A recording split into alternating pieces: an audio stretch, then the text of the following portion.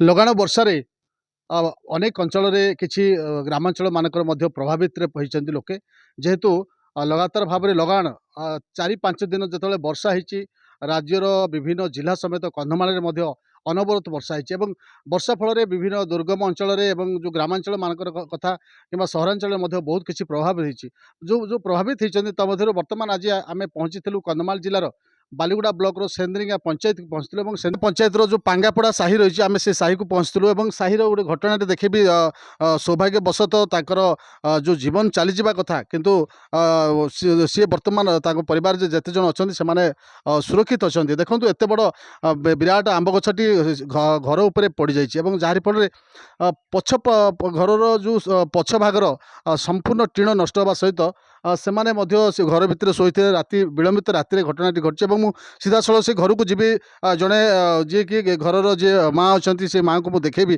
ସିଏ ବି ଅସହାୟ ଭାବରେ ବସିଛନ୍ତି ଯେହେତୁ ସିଏ ତାଙ୍କର ବୟସ ପାଖାପାଖି 75 ବର୍ଷ ହେବ ସିଏ ବର୍ତ୍ତମାନ କାର୍ଯ୍ୟକ୍ଷମ ନୁହଁ ଏବଂ ନାତି ନାତୁଣୀକୁ ଧରିକି ସେ ଏଇ ଘରେ ରହୁଛନ୍ତି। ଦେଖନ୍ତୁ ଏ ଘରର ପରିସ୍ଥିତି ଦେଖନ୍ତୁ କିଭଳି ପରିସ୍ଥିତିରେ ସେ ରହୁଛନ୍ତି ଏବଂ ମୁଁ ସିଧାସଳଖ ଚିତ୍ର ଦେଖେଇବି ଯେଉଁ ଗଛ ପଡ଼ିଛି ତାଙ୍କର ସମ୍ପୂର୍ଣ୍ଣ ଟିଣ ରୋଷେଇ ଘରଠୁ ଆରମ୍ଭ କରି ବିଭିନ୍ନ ଭିନ୍ନ ଭିନ୍ନ ଯେଉଁ ବଖରା ରହିଛି ସେ ବଖରା ମଧ୍ୟ ନଷ୍ଟ ହୋଇଛି ଏବଂ ସମ୍ପୂର୍ଣ୍ଣ ଭାବରେ ପାଣି ଜମିଛି। ଆଜି ହୁଏତ ପାଗ ଅନୁକୂଳ ଅଛି, ପାଗ ବର୍ତ୍ତମାନ ଆଜି ସଫା ଅଛି। ଦେଖନ୍ତୁ ଇଏ ହେଉଛି ସେ ଘର ଏବଂ ଘରର ସାମଗ୍ରୀ ବି ନଷ୍ଟ ହୋଇଥିବା ଯାହାକି ସୂଚନା ରହିଛି। ଆମେ ସିଧାସଳଖ ଯିବା ତାଙ୍କର ଯେଉଁ ରୋଷେଇ ଘର ଥିଲା ରୋଷେଇ ଘର ମଧ୍ୟ ମୁଁ ଦେଖେଇବି ଏଇ ମୁଁ ମୋର ସହଯୋଗୀ କହିବି ରୋଷେଇ ଘର କଥା ଦେଖେଇବେ। ବାହାରେ କିଛି ଆସବାବ ପତ୍ର ବି ରହିଛି ସେ ମଧ୍ୟ ନଷ୍ଟ ହୋଇଯାଇଛି ଏବଂ ଦେଖନ୍ତୁ ଏଭଳି ପରିସ୍ଥିତିରେ ଯେଉଁ ବିରାଟକାୟ ଆମ୍ବ ଗଛଟି ଘରେ ପଡ଼ିବା ଦ୍ୱାରା ଯେଉଁ କ୍ଷୟକ୍ଷତି ହେଇଛି ତାକୁ ମଧ୍ୟ ସେଇ ବାବଦରେ ମଧ୍ୟ ସେମାନଙ୍କ ପରିବାର ପକ୍ଷରୁ ଯେଉଁ ସ୍ଥାନୀୟ ପ୍ରଶାସନକୁ ମଧ୍ୟ ସେମାନେ ଅବଗତ କରାଇଛନ୍ତି ଏବଂ ସ୍ଥାନୀୟ ଜନପ୍ରତିନିଧିଙ୍କୁ ମଧ୍ୟ ସେମାନେ ଜଣାଇଛନ୍ତି। ତ ଆଜି ପର୍ଯ୍ୟନ୍ତ ଏପର୍ଯ୍ୟନ୍ତ ଅର୍ଥାତ୍ ପହରଦିନ ରାତିରେ ଘଟଣାଟି ଘଟିଛି ଏବଂ ଆଜି ଅର୍ଥାତ୍ କାଲି ଗୋଟିଏ ଦିନ ବିତି ଯାଇଛି ତଥାପି ଆଜି ପର୍ଯ୍ୟନ୍ତ ଏଠି କୌଣସି ସ୍ଥାନୀୟ ପ୍ରଶାସନ ଆର୍ଆଇ କଥା କୁହନ୍ତୁ କିମ୍ବା ତହସିଲଦାର ହେଉ କିମ୍ବା କୌଣସି ଜନପ୍ରତିନିଧି ଯିଏକି ସରପଞ୍ଚ ଅଛନ୍ତି ସେ କେହି ମଧ୍ୟ ଏଇଠିକି ପହଞ୍ଚି ପାରିନାହାନ୍ତି ଯାହାରି ଫଳରେ ବର୍ତ୍ତମାନ ସେ ସହାୟତା ଅପେକ୍ଷାରେ ଅଛନ୍ତି। ଯେଉଁ ମା ଯିଏକି ସିଏ ତାଙ୍କର ପୁଅ ଏବଂ ବୋହୂ ନାହାନ୍ତି ସେ ଦୁଇଟା ଛୁଆକୁ ଧରିକି ସେ ରୁହନ୍ତି ଅର୍ଥାତ୍ ନାତି ନାତୁଣୀକୁ ଧରି ସେ ରୁହନ୍ତି ଏବଂ ତାଙ୍କର ଯେଉଁ ଭତ୍ତା କଥା ମିଳୁଛି ସେ ଆମେ ତାଙ୍କ ସହିତ ବି କଥା ହେଉଥିଲୁ ଯେ ପାଖାପାଖି ଭତ୍ତା ସିଏ ପାଇନାହାନ୍ତି। ମୁଁ ତାଙ୍କୁ ପଚାରିବି କେତେ ମାସ ହେଲା ଭତ୍ତା ପାଇନାହାନ୍ତି, କେତେ ମାସ ହବ? 3 ମାସ। କଥା କ'ଣ ହେଉଛି ସେ ଯେହେତୁ ଆଦିବାସୀ ଲୋକ ଏବଂ ଯେଉଁ ଭାଷାର ସମସ୍ୟା ରହୁଛି ସେ ଓଡ଼ିଆ କହିପାରନ୍ତିନି ସିଏ କହୁଛନ୍ତି ପାଖାପାଖି 3 ମାସ ହେଲା ତାଙ୍କର ଯେଉଁ ଭତ୍ତା ପାଇବା କଥା ସେ ଭତ୍ତା ବି ସେ ପାଇନାହାନ୍ତି। ତ ଏଭଳି ପରିସ୍ଥିତିରେ ଘର ଚଳିବା ଘରର ସମସ୍ତ ଦାୟିତ୍ୱ ନେବା ମଧ୍ୟ କଷ୍ଟସାଧ୍ୟ। ତ ଏହି ପରିସ୍ଥିତିରେ ବର୍ତ୍ତମାନ ଦାଉ ସାଜିଛି ଯେଉଁ ଲଗାଣ ବର୍ଷା ଦାଉ ସାଜିଛି ଏବଂ ଯେଉଁ ଲଗାଣ ବର୍ଷାରେ ଯେଉଁ ଗଛ ପଡ଼ି ତାଙ୍କର ସମ୍ପୂର୍ଣ୍ଣ ପଛ ପାର୍ଶ୍ୱର ସମ୍ପୂର୍ଣ୍ଣ ଯେଉଁ ଟିଣ ରହିଛି ସମ୍ପୂର୍ଣ୍ଣ ଟିଣ ନଷ୍ଟ ହୋଇଯାଇଛି ଏବଂ ସେମାନେ ବର୍ତ୍ତମାନ ସେମାନେ ଯେଉଁ ପରିସ୍ଥିତି ଅଛନ୍ତି ଆମେ ତାଙ୍କ ଘର ସାମ୍ନାରେ ଜଣେ ଭାଇ ସେ ସାହିର ଜଣେ ଅଛନ୍ତି ଯୁବକ ଆମେ ତାଙ୍କ ସହିତ କଥା ହେବା। କ'ଣ ହେଲା ଭାଇ, କ'ଣ ସବୁ ଘଟଣା ଘଟିଲା ସେଦିନ ରାତିରେ? ଆଜ୍ଞା ପରଦିନ ରାତିରେ ପ୍ରାୟ 2 ଘଣ୍ଟା ସମୟରେ ଏ ଗଛଟା ପଡ଼ିଲା, ଗଛ ଘର ଉପରେ ପଡ଼ିଲା ତ ଘର ଭାଙ୍ଗି ଯାଇଛି। ତ ଆମେ ସକାଳୁ ସକାଳୁ ଉଠିଲୁ ଆଉ ଦେଖିଲା ବେଳକୁ ଘର ସଫା କରିବୁ ଭାବିଲୁ କିନ୍ତୁ ନାଇଁ ଟିକେ ପ୍ରଶାସନକୁ ଖବର ଭାବିଲୁ ଆଉ କିଛି ସଫା କଲୁନି। ଖବର ଦେଇଛୁ ସରପଞ୍ଚକୁ ସଭ୍ୟକୁ ଆଉ ଆର୍ଆଇକୁ କିନ୍ତୁ ବର୍ତ୍ତମାନ ସୁଦ୍ଧା କୌଣସି ପ୍ରଶାସନ ସହାୟତା ଦେଇନାହାନ୍ତି କି କୌଣସି ପ୍ରକାର ଦେଖି ଆସିନାହାନ୍ତି। ଖାଲି ଖବର ଦିଆହେଇଛି। ହଁ ଜଣା ହେଇଥିଲା, ଖବର ଦିଆ ହେଇଥିଲା କିନ୍ତୁ କେହି ବି ପହଞ୍ଚି ନାହାନ୍ତି ବର୍ତ୍ତମାନ ସୁଦ୍ଧା।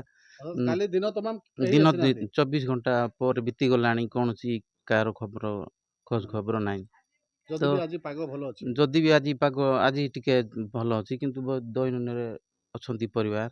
କ'ଣ ଅନୁରୋଧ କରିବେ ଆମ ମାଧ୍ୟମରେ ପ୍ରଶାସନକୁ, କ'ଣ ଅନୁରୋଧ କରିବେ? ଅନୁରୋଧ କରୁଛୁ କିଛି ସହାୟତା ଦେଲେ ପରିବାର ଭଲ ହେଇଥାନ୍ତା, ବହୁତ ନିରୀହ ପରିବାର ଆଉ ଆଗକୁ ବର୍ଷା ଅଛି ଏ ସମସ୍ୟାରେ କେମିତି ରହିବେ, କିଛି ଗୋଟେ ସହାୟତା ମିଳିଲେ ଭଲ ହେଇଥାନ୍ତା।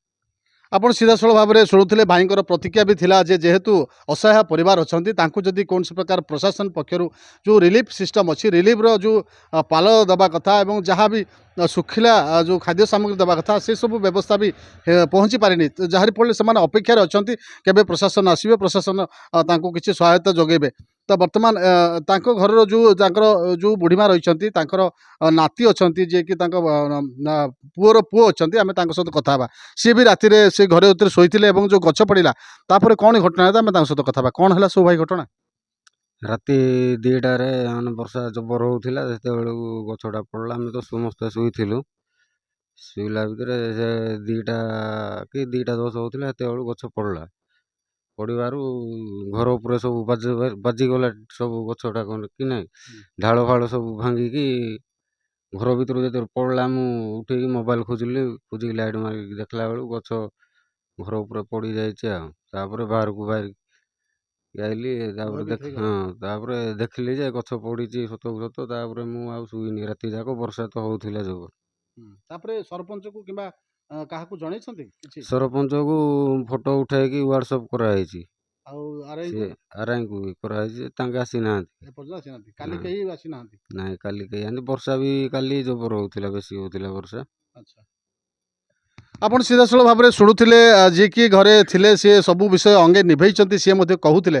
ତ ବର୍ତ୍ତମାନ ଦେଖନ୍ତୁ ଏଇ ଯେଉଁ ବିଭିନ୍ନ ପରିସ୍ଥିତି ରହୁଛି ଏବଂ ଯେଉଁ ବିପର୍ଯ୍ୟୟ ପରିସ୍ଥିତିରେ ଯେଉଁ ସରକାରଙ୍କର ବିଭିନ୍ନ ଘୋଷଣା ରହୁଛି, ଯେତେବେଳେ ଗୋଟିଏ ପଟରେ ସରକାର କହୁଛନ୍ତି ଯେ ଯେକୌଣସି ବିପର୍ଯ୍ୟସ୍ତ ସମୟରେ ଯେଉଁ ପ୍ରଶାସନିକ ଅଧିକାରୀମାନେ ଅଛନ୍ତି ସେମାନେ ପହଞ୍ଚିବେ ଘଟଣାସ୍ଥଳରେ ଏବଂ ଲୋକଙ୍କର ସମସ୍ୟା ଅନୁସାରେ ଲୋକଙ୍କର ଯେଉଁ ରିଲିଫର ବ୍ୟବସ୍ଥା ରହିଛି ତାକୁ ମଧ୍ୟ ଦେବେ। ଏଇ ଯେତେବେଳେ ଏଇ ଘଟଣା ଯେତେବେଳେ ଘୋଷଣା କରାଯାଉଛି କିନ୍ତୁ ତାହା ଏଠି ବ୍ୟତିକ୍ରମ ଦେଖାଯାଇଛି। ନା ଏଠି କୌଣସି ପ୍ରଶାସନ ପହଞ୍ଚିଛନ୍ତି, ନା ଏଠି ଯେଉଁ ସ୍ଥାନୀୟ ନେତା ଅଛନ୍ତି ଯେଉଁମାନେ ଜନପ୍ରତିନିଧି ସିଏ ବି ପହଞ୍ଚିଛନ୍ତି। କେହି ପହଞ୍ଚି ନାହାନ୍ତି କିମ୍ବା ବର୍ତ୍ତମାନ ସେମାନେ ସେ ଯେଉଁ ମାଆଟି ରହିଛନ୍ତି ସିଏ ଅସହାୟ ଅବସ୍ଥାରେ ଅଛନ୍ତି ଏବଂ ସିଏ ପ୍ରଶାସନର ଯେଉଁ ସହାୟତା ଅପେକ୍ଷାରେ ବସିଛନ୍ତି। ଯେହେତୁ 3 ମାସ ହେଲା ତାଙ୍କେ ଭତ୍ତା ପାଇନାହାନ୍ତି ଏବଂ ଘର ପରିବାରର ଯେଉଁ ଅନ୍ୟ ଆବଶ୍ୟକତା ଚଳିବା ପାଇଁ ମଧ୍ୟ ତାଙ୍କୁ କଷ୍ଟ ହେଉଛି। ସେଇ ପରିପ୍ରେକ୍ଷୀରେ ବର୍ତ୍ତମାନ ଯେଉଁ ଏଭଳି ସ୍ଥିତିକୁ ସେମାନେ କିଭଳି ସାମ୍ନା କରିବେ ତାହା ସେମାନେ ବର୍ତ୍ତମାନ ଚିନ୍ତାରେ ଅଛନ୍ତି ଏବଂ ରାଜସ୍ୱ ବିଭାଗର ଅଧିକାରୀମାନେ ଅଛନ୍ତି ସେମାନେ କେତେ ଏଇ ଖବର ପ୍ରତି ଗୁରୁତ୍ୱ ଦେଉଛନ୍ତି ତାହା ଦେଖିବାର ବାକି ରହିଲା। କନ୍ଧମାଳ ଜିଲ୍ଲା ବାଲିଗୁଡ଼ା ସେନ୍ଦ୍ରି ଗାଁରୁ ତାପସ କୁମାର ନାୟକ, MBC TV।